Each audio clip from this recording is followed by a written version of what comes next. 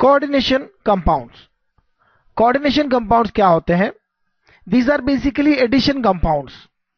तो समय हमें यह समझना चाहिए कि what are addition compounds.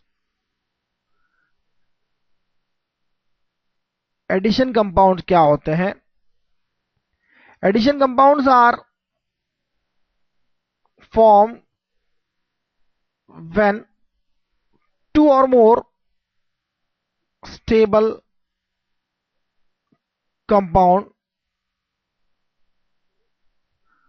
join together. When two or more stable compound join together, लेकिन एक साथ ज्वाइन करना कंपाउंड्स का बहुत तरह से होता है, एक तो स्टोचियोमेट्रिकली और एक नॉन स्टोचियोमेट्रिकली। तो मुझे यहां जो वर्ड है स्टोचियोमेट्रिक का वह ज्यादा इंपॉर्टेंट हो जाता है। तो स्टोचियोमेट्रिक अगर है तो आप उसका केमिकल फॉर्मूला बड़ी आसानी से लिख सकते हैं। इंटीग्रल जो प्रीफिक्स होते हैं उनमें लिख सकते हैं। तो आप कह सकते हैं कि addition compounds are form when two or more stable compounds join together stoichiometrically. For example अगर आप देखें तो एक कंपाउंड होता है KCl MgCl2.6H2O, या KCl MgCl2 और H2O के ज्वाइन होने से बना हुआ है। इसी तरह से अगर आप देखें, इसे कहा जाता है कार्नेलाइट। This is carnallite. इसके अलावा K2SO4.L2SO4 3.24H2O, यह होता है पोटाश एलम, जिसे कॉमनली हम कहते हैं फिटकरी। That is alum that we use normally when some bleeding is there और टू प्योरीफाई द वाटर। इसके अलावा अगर आप देखें तो CuSO4.4NH3.H2O, या आप FeCN2 4KCN की बात करें तो यहां इनका स्टोचियोमेट्री बिल्कुल परफेक्ट है।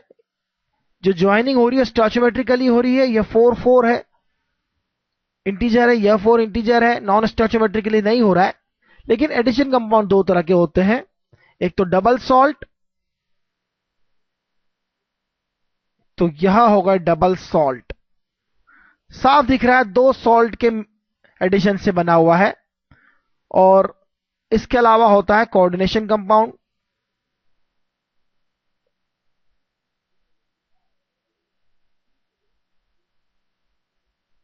And what is the basic difference between double salt and coordination compound? यह दोनों कोऑर्डिनेशन कंपाउंड है, यह दोनों डबल सॉल्ट है। सबसे बड़ा डिफरेंस क्या है? जब आप इसे सॉल्यूशन में डिसॉल्व करते हैं तो डबल सॉल्ट जो है कंप्लीटली डिसोसिएट हो जाता है अपने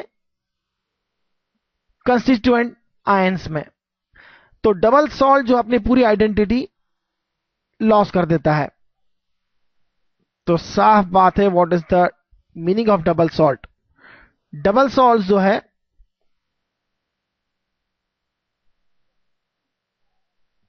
लॉस देयर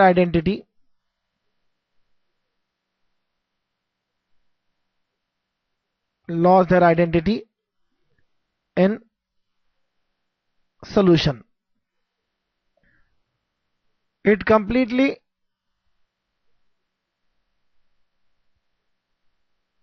break up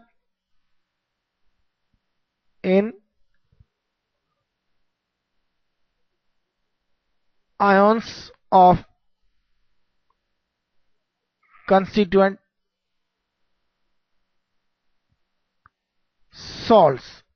मतलब साफ है, जब इसका डिसोसिएशन होगा तो आपको K plus ion, Cl negative ion, Mg double plus ion, Cl negative ions मिलेंगे पूरी तरह से डिसोसिएट होने के बाद। इसी तरह से SO4 नेगेटिव L3 प्लस और K प्लस आयन्स मिलेंगे पोटाश एलम के वाटर में, सॉल्यूशन में। जबकि कोऑर्डिनेशन कंपाउंड में do not loss their identity, that is simple. और उनकी आइडेंटिटी जो है वो सॉल्यूशन में रिटेन रहती है। तो साफ लिख दूंगा मैं यहां, retains identity in solution, in solution, that simple. Ionisation तो होता है, लेकिन वहां पर K प्लस आयन मिलेंगे आपको और दूसरे आयन मिलेंगे। क्या क्या मिलते हैं यह तो हम उनके पूरे स्ट्रक्चर जो है, केमिकल फॉर्मूला लिखने के तरीके से समझ में आएगा हमें। तो कोऑर्डिनेशन कंपाउंड में क्या डिफरेंस है, क्यों डिफरेंस है, यह डिफरेंस हम समझेंगे। और इसके लिए सबसे पहले जो वर्क किया था वो वर्नर थे। वर्नर बहुत ही काबिल साइंटिस्ट थे और उन्होंने आइडेंटिफाई कर लिया था कि there is something different bonding, there is some different type of bonding between these two stable compounds going to join stoichiometrically to form this type of compounds that we have called coordination compound. तो Werner's थे जिन्होंने सबसे पहले ये work किया था। और क्या उन्होंने वर्क किया था इसे समझना बहुत आसान है। तो आइए देखते हैं उन्होंने कैसे फाइंड किया था कि बॉन्डिंग में बड़ा डिफरेंस है और बॉन्डिंग किस तरह से उन्होंने क्या नॉमेनक्लेचर दिया था, ये देखते हैं। Potassium ferrocyanide is normal salt, mixed salt, double salt, complex salt. It is a complex, K4FeCN6.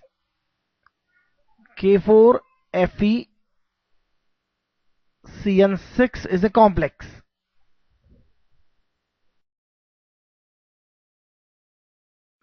Werner's work. Werner का जो वर्क था वह बड़ा इंपॉर्टेंट था। वर्नर ने जो डिडक्ट किया था वह बहुत ही शानदार था और उन्होंने यह काम जब किया था जब इलेक्ट्रॉन का डिस्कवरी भी नहीं हुआ था। तो उनका वर्क जो है वह हमें समझना है।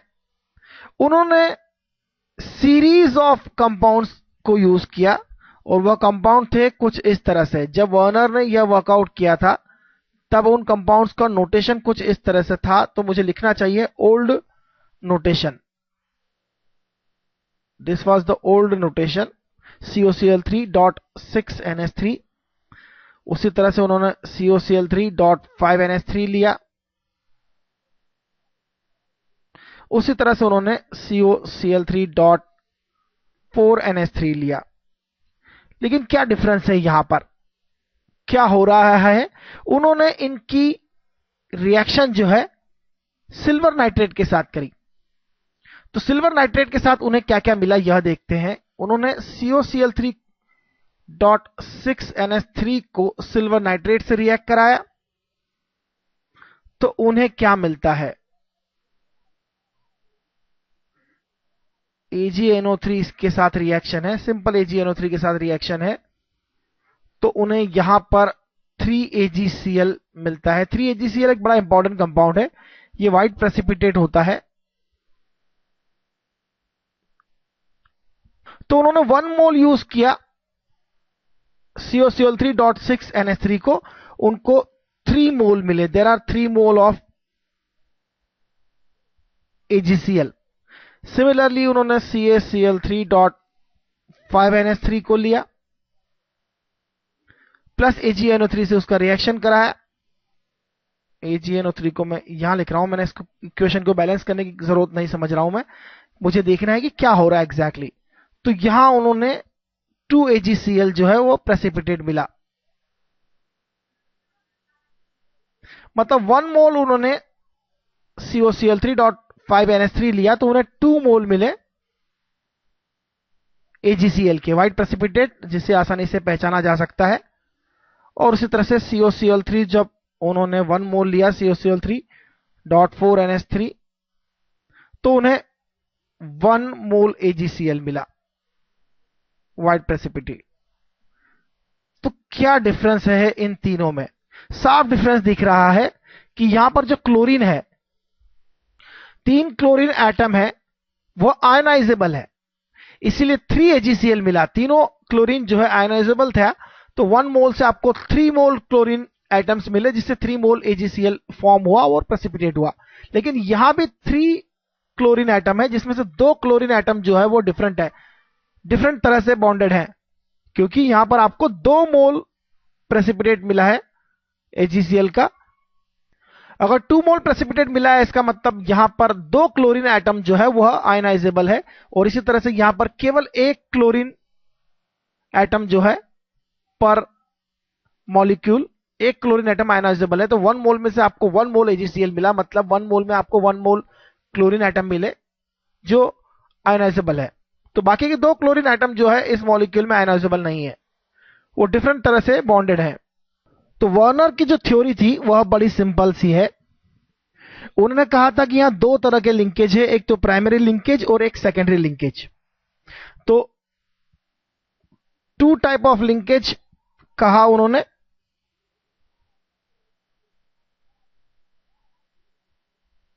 टू टाइप ऑफ लिंकेज है, इसका मतलब जिसमें हमें कहना है एक तो प्राइमरी, जिसे साफ कहा जा सकता है आयनाइजेबल, और जो सेंट्रल एटम के जो सिस्टम है उसका काउंटर आयन हो गया एक प्रकार से। और सेकेंडरी, सेकेंडरी लिंकेज जो है नॉन आयनाइजेबल होता है, मतलब वह जो है सेंट्रल एटम से डायरेक्ट अटैच होता है। तो उनके अकॉर्डिंग इसका जो स्ट्रक्चर है, न्यू न्यू नोटेशन जो हो गया, न्यू फॉर्मूला जिसे मैं कहूंगा,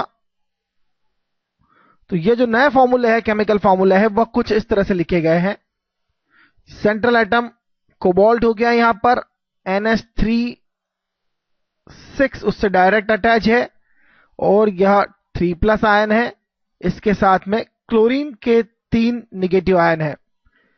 इसी तरह से यहां पर कोबाल्ट, यहां NH3 के 5 मॉलिक्यूल है, साथ में क्लोरीन 1 है।